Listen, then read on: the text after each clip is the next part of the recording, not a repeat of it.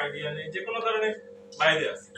তো সরকার চাচ্ছে যত বেশি এই সংখ্যাটা বাড়ায় ব্যাংকিং সেবার ভিতরে আওতাধীন আনা যায়।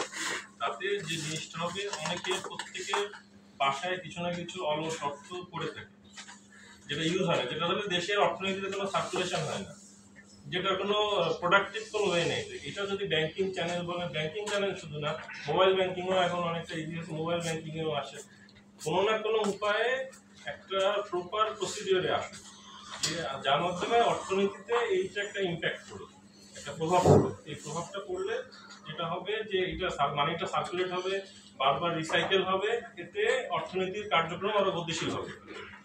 এছাড়া আরো যে বিষয়টা হচ্ছে, মানুষের সাধারণ, আমি সবার কথা বলছি না, এখানে অনেকেই আছেন যারা ব্যাংকিং সম্পর্কে যথেষ্ট ধারণা রাখেন, কিন্তু এ বাদেও সাধারণ কিছু মানুষ আছে যাদের কিন্তু ব্যাংকিং সম্পর্কে একটা ভীতি আছে, যে ব্যাংকে গেলে সব টাকা কেটে নেবে, প্রথম কথা, ঠিক আছে, সব চার্জ কেটে নেবে, ইয়ে করবে, একটা একটা ভীতি কাজ করে অনেকের ক্ষেত্রে। তো এই ভীতিটা আসলে আমাদের কাজ হচ্ছে দূর করা। এইটা আসলে ব্যাংক হচ্ছে আপনাদের সেবা দেওয়ার জন্য, ব্যাংক আপনাদের সেবা দিবে, আপনাদের আমাদের যে নিয়ম নীতি আছে তার মধ্যে আপনাদের সেবা দিবে। এই সেবা এই সেবা নেওয়ার ক্ষেত্রে অনেক কোশ্চেন থাকে, অনেক প্রশ্ন থাকে, যে অনেকে এসে, আমি আমার ব্যক্তিগত অভিজ্ঞতা থেকে বলি, অনেকে আছে এরকমও আছে যে হয়তো টাকা জমা দিবে, সে এসে বুঝতেই পারে না যে কোথায় টাকা জমা দিতে হবে, জিজ্ঞেস করে, সবাই তো সবার সাথে যার পরিচয় নেই, যারা প্রতিনিয়ত ব্যাংকে আসে তাদের কথা আলাদা, কিন্তু সাধারণ যে খুব একটা ব্যাংকে আসে না, তার কিন্তু প্রতিটা কাজে এসে খোঁজে, তো যে কোথায় গেলে আমি তার যে সেবাটা লাগবে কোথায় পাবো। তো এইটা কিন্তু একটা, মানে যে জানে তার জন্য কোনো বিষয় না, কিন্তু জানেন না তার জন্য কিন্তু একটা বড় বিষয়। সে ভয় পায় যে ব্যাংকে গেলে কার কাছে যাবো, কি যাবো, এটা কিন্তু এখনো আছে, অনেকের ক্ষেত্রেই আছে এই জিনিসটা কাজ করে।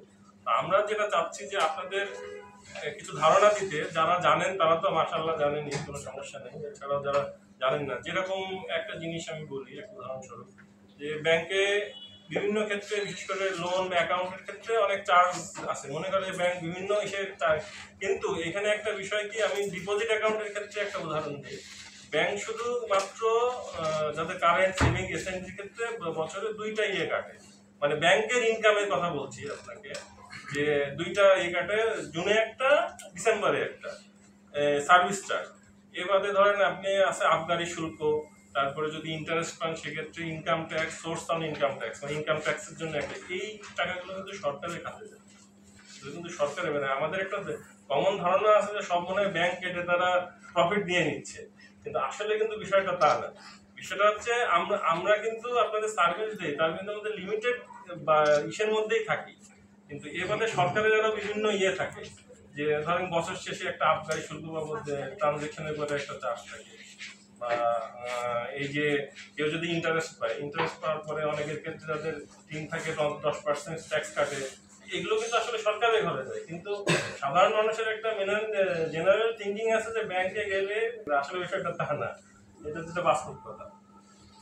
আরো যে বিষয়গুলো আছে, ব্যাংক আগে শুধু ছিল, যখন ব্যাংক শুরু হয়েছিল আগে ছিল শুধু ক্যাশ জমা দেওয়া, উঠানো, লোন দেওয়া, লোন নেওয়া, কিন্তু ব্যাংকের সার্ভিস কিন্তু এখন অনেক রকম, মানে ব্যাপক হারে ছড়ায় গেছে, পরিধি ব্যাপক ছড়ায় গেছে।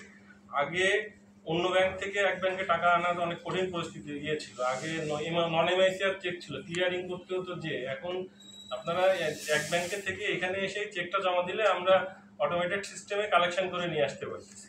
তারপরে আপনারা অ্যাপ ইউজ করেই এক জায়গা থেকে টাকা অন্য জায়গায়, অন্য ব্যাংকে পাঠিয়ে দিতে পারতেছেন, বিভিন্ন পেমেন্ট করতে পারতেছেন। তারপরে কি বলে, ইন্টারনেট ব্যাংকিং এর মাধ্যমে কাজ করতে পারতেছেন, মানে 8 থেকে আরেক জায়গায় চলে যাচ্ছে 10 মিনিটের মধ্যে, একটা সার্টেন অবশ্যই 1 লাখ ইএফটিএম করা যাচ্ছে, সবকিছুই করা যাচ্ছে, মোটামুটি সার্ভিসের পরিধি অনেক বাড়তেছে। এছাড়াও যেটা আছে, অনেকের ক্ষেত্রে লোনের ক্ষেত্রে যেটা হয়, অনেকের লোন দরকার হয়, লোনের ক্ষেত্রেও একটা ইয়ে আছে, কত ইন্টারেস্ট হবে, কি পারবো, যে অনেকের একটা ধারণা আছে, যে এসে বললো যে আমার এই জমি আছে, আমার এই লোন লাগবে, মানে ধারণাটা হচ্ছে এরকম, মানে অনেকের মধ্যেই ধারণাটা কাজ করে, ধারণা হচ্ছে এরকম যে ব্যাংকে আসলে জমি দিলেই লোন পাওয়া যায়, এই জিনিসটা একটা অনেকের মধ্যে নেই, কিন্তু বিষয়টা হচ্ছে ব্যাংক লোন দেয় কিন্তু একটা পারপাস বলতে ব্যাংকের ডেজিগনেটেড পারপাস, মানে ব্যাংকের কিছু কিছু খাত আছে যে আমি এই খাতে লোন দিতে পারবো, মানে জমি এসে দিলাম, বিষয়টা তা না। ব্যাংক দেয় ব্যবসা যদি করে, ব্যবসার এগেনস্টে লোন দেয়, জমিটা থাকে এক্সট্রা সিকিউরিটি হিসেবে, কিন্তু ব্যাংক মেইন দেখে তার ব্যবসা, বা চাকরিজীবীদের ক্ষেত্রে ব্যাংক দেখে তার পারপাস। সাপোজ সে একটা বাড়ি করতে যাচ্ছে, হাউস লোন করতে যাচ্ছে, ব্যাংক দেখে যে তার ওইটার প্রসপেক্টিভ কি আছে। জিনিসটা হচ্ছে জমি, তাই এটা হচ্ছে এডিশনাল হিসেবে দেখে। মানে মানুষ যে ধারণা করে যে জমি দিব আমার লোন হয়ে যাবে, কিন্তু বিষয়টা তা না। ব্যাংক কখনোই এটা আশা করে না বা এটা চিন্তা করে না যে সে তার জমি বিক্রি করে, কাস্টমারের জমি বিক্রি করে বা প্রপার্টি সেল করে আমি টাকা উদ্ধার করবো। ব্যাংকের এটা থাকে শেষ অপশন। আবার অনেকের ক্ষেত্রে চাকরিজীবীদের ক্ষেত্রে ব্যাংক চিন্তা করে যে উনি যে পারপাজের লোনটা চাচ্ছে নিতে যাচ্ছে, সাপোজ সে জমি কিনবে, জমি না সরি ওই বাড়ি বানাবে বা কোনো একটা প্রোডাক্ট পারচেস করবে, নির্দিষ্ট কোনো একটা পারচেস করবে, সেক্ষেত্রে তার ওই ক্যাপাসিটিটা আছে কিনা এইটা চিন্তা করে কিন্তু ব্যাংক দিয়ে দেয়। ব্যাংকে সবসময় চিন্তা থাকে যে কাস্টমার যেন বেঁচে থাকে, কাস্টমার যেন সুস্থ থাকে, কাস্টমার সুস্থ থাকলে ব্যাংক সুস্থ থাকবে। ব্যাংক কখনোই চায় না যে ব্যাংকের মাধ্যমে কাস্টমারের কোনো ক্ষতি হোক। ব্যাংক সবসময় চায় কাস্টমার ব্যাংক থেকে ফ্যাসিলিটি নিক, তার মাধ্যমে সে ব্যবসা করুক, আর্ন করুক, তার যেটা প্রয়োজন মিটায় সে ব্যাংকে আবার তার যে ইয়েটা ওইভাবে স্মুথলি আমাদের রিটার্ন করুক। এইভাবেই আসলে ব্যাংক, কাস্টমার ছাড়া ব্যাংক চলবে না, ব্যাংক নিয়েই কাস্টমার। ব্যাংকের সর্বোচ্চ প্রায়োরিটি থাকে কাস্টমার। তো এই বিষয়ে ব্যাংকিং কার্যক্রমের ক্ষেত্রে অনেকের অনেক জানার বিষয় থাকে, অনেকের অনেক কোশ্চেন থাকে, অনেকের হয়তো অনেক বিষয় জানে না, অনেক বিষয় জানে। তো আমরা যদি আপনাদের কোনো বিষয়, যে কোনো ব্যাংকিং রিলেটেড কোনো বিষয়ে যদি কোনো কোশ্চেন থাকে, সেই হিসেবে আমাদের কাছে আপনারা কোশ্চেন করতে পারেন, আমরা সর্বোচ্চ চেষ্টা করবো তার উত্তর দেওয়ার। অ্যাকচুয়ালি এই পর্যায়ে আমি মনে হয় স্যার আমি বক্তব্য শেষ করি। আল্লাহ।